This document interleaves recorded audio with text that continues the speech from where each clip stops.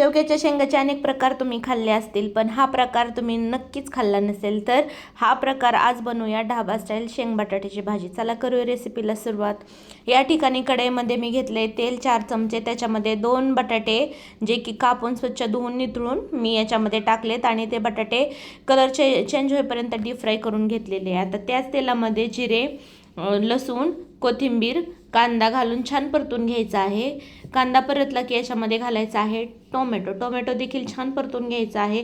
आता चवीनुसार मीठ, हळद आणि घरचा काळा मसाला घालायचा आहे आणि छान परतायचा आहे. आता याच्यामध्ये आपण बटाटे टाकून घ्यायचे जे डीप फ्राय केले होते ते, आणि जे शेंगा शिजवून घेतलेले शेवग्याच्या ते याच्यामध्ये टाकायचे आहेत. भाजीला उकळी आली की शेंगदाण्याचा कूट टाकायचा आहे आणि 5 मिनिटं भाजी उकळून घ्यायची. बघू शकता भाजी झालेली आहे खाण्यासाठी तयार. एवढी भन्नाट भाजी झाली होती, घरातील सर्वांनी बोटे चाटून ही भाजी खाल्लेली आहे. चपाती बरोबर, भाताबरोबर किंवा भाकरी बरोबर एक नंबर लागते. आवडली असेल तर लाईक, शेअर, सबस्क्राईब. थँक्यू.